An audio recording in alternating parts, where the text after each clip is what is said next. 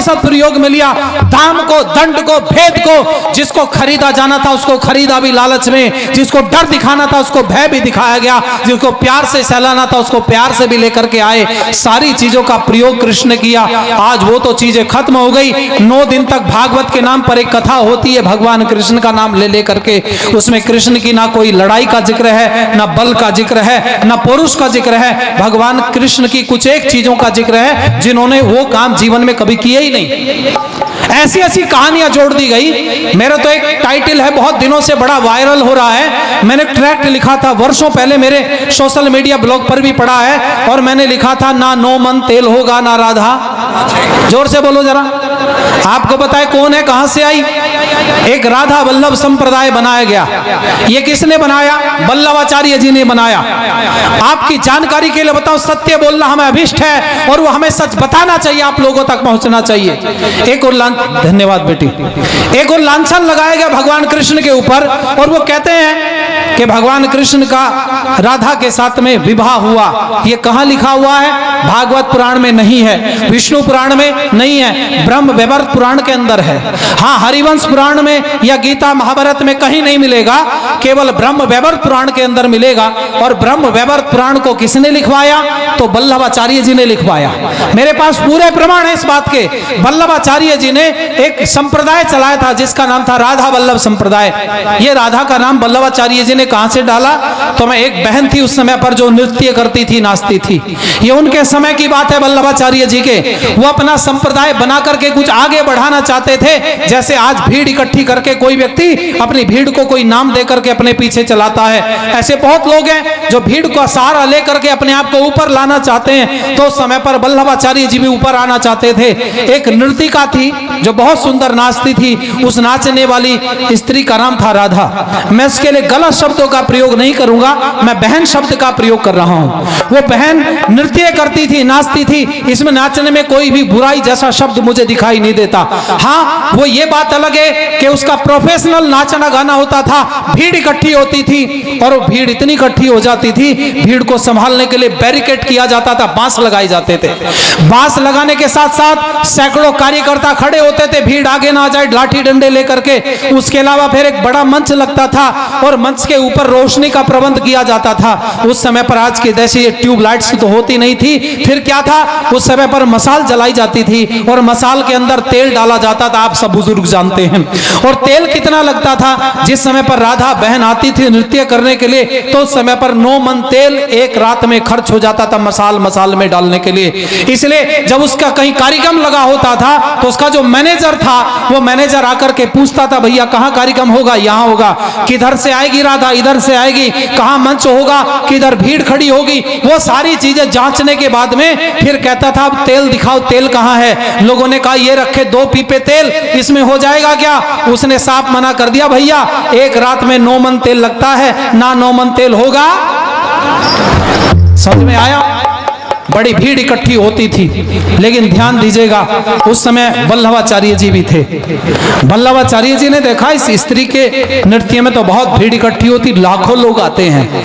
तब वल्लभाचार्य जी ने tie up किया राधा बहन से और उन्होंने कहा, आप हमारे साथ जुड़ जाइए। और उस समय पर ये वाले गीत तो होते नहीं थे आजकल के फिल्मी गीत। उस समय तो भगवान कृष्ण की भक्ति के गीत गाए जाते थे, उन पर थाप लगती थी और नृत्य करती थी भगवान कृष्ण की। वो अपने आप को कहती थी, मैं कृष्ण की प्रेमिका हूं।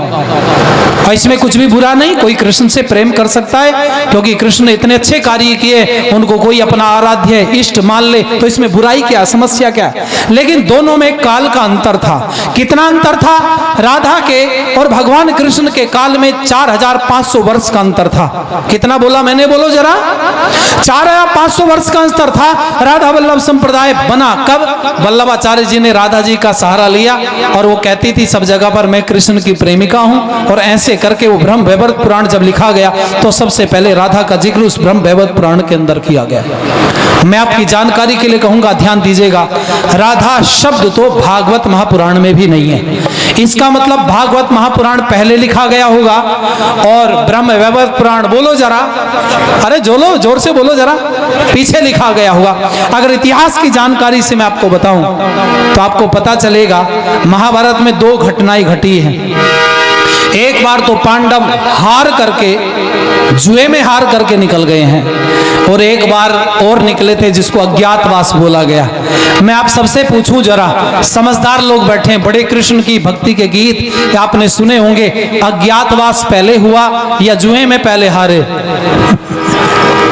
पहले जुए में हारे और बाद में। आज से अपनी थ्योरी को बदल लेना, जरा सावधान होकर बैठो। अज्ञातवास क्या है? जिस समय पर युधिष्ठिर के पिताजी पांडु राज्य छोड़ के चले गए, धृतराष्ट्र गद्दी पर बैठे और धृतराष्ट्र ने उस गद्दी से मोह लेकर के अपने बेटे दुर्योधन का राज तिलक करा दिया। दुर्योधन गद्दी पर बैठा, चूंकि पांडु राजा थे तो पांडु का बड़ा बेटा गद्दी पर होना चाहिए था युधिष्ठिर, लेकिन युधिष्ठिर गद्दी पर नहीं बैठा।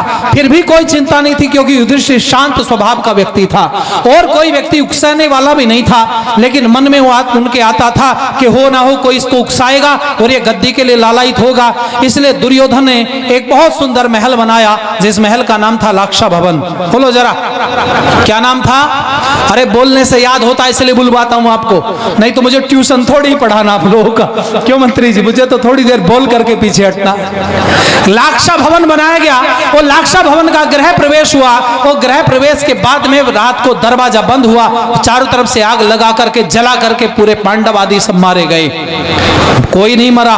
कारण क्या था? महात्मा विदुर की चतुराई और बुद्धिमानी से एक रास्ता वहां से बना लिया गया था। पहले एक सुरंग खोदी गई थी, उस सुरंग से निकल करके बाद में बाहर निकल गए। ये जो बाहर घूमने का समय था, इसको अज्ञातवास बोला गया। क्या कहा गया? बोलो जरा। इसका मतलब अज्ञातवास पहले था। अब सुनो, अज्ञातवास में घूम रहे थे राजा द्रुपद की बेटी द्रौपदी, जिसका विवाह होना था। उसने एक स्वयंवर की रचना की कि एक मछली की आंख को बींधा जाना है। जो भी मछली की आंख को बींध देगा, राजा द्रुपद की बेटी द्रौपदी आकर के उसके गले में हार डाल देगी। यह स्थिति पैदा हुई। आप सब जानते हैं, वो लोग कुम्हारिन के घर पर शरण लिए हुए थे। एक कुम्हारिन के घर पर कार्य करते थे और वो कुम्हारिन के घर से अपनी माँ को बोल करके गए कि माँ, आज एक प्रतियोगिता में हम लोग जा रहे हैं, आशीर्वाद दीजिए। माँ ने प्रतियोगिता में जाने का आशीर्वाद दिया और वो वहां से निकल गए। भाई अर्जुन ने अपना गांडीव उतारा और गांडीव के ऊपर डोर चढ़ाई और सभा के बीच में भिखारियों जैसा वेश था, बैठ गया। जब सब कोई भी निशाना न लगा पाया, बाद में अर्जुन पीछे से उठा और पल भर की देर नहीं लगाई, एक बार जल में देखा और ऊपर को फटाक से निशाना लगा दिया। वो मछली की आंख को बींध दिया। एक व्यक्ति ने मेरे से कहा, अरे कैसे लोग थे, मछली की आंख फुड़वा दी? कैसे लोग थे, चिड़िया की आंख फुड़वा दी? मैंने कहा सुनो, जो थोड़ा सा दिमाग है उसका प्रयोग किया करो। चिड़िया की आंख अर्जुन ने जरूर बींधी थी, मछली की आंख अर्जुन ने जरूर बींधी थी, पर वो मछली पानी में तैरने वाली नहीं थी भैया, वो मछली तो लकड़ी की थी। जोर से बोलो, काहे की थी? और वो चिड़िया भी काहे की थी? बोलो जरा। टांगी थी गुरुद्रोण में। इधर ध्यान दीजिएगा, ये लकड़ी की थी चिड़िया, लकड़ी की थी मछली, इसकी आंख बींधी गई। द्रौपदी ने उठ करके माला डालने को चली, सारे राजाओं ने तलवार निकाल ली। एक भिखारी के साथ में इस राजा की बेटी को नहीं जाने देंगे। जब इतनी बात की, भीम पास में बैठा था, इतना मोटा एक कोई पेड़ खड़ा हुआ था। भीम ने अब देखा ना था, झटका मार के उखाड़ करके ऊपर से पुलंगन तोड़ करके फेंक दी और कंधे पर रख करके कहा, जिसकी मां ने दुग्धपान किया आगे आ जाए जरा। बस इतना कहना था, पूरी भीड़ पीछे। भगवान कृष्ण ने देखा संघर्ष है। आओ जरा ये लाइनें सुनिएगा।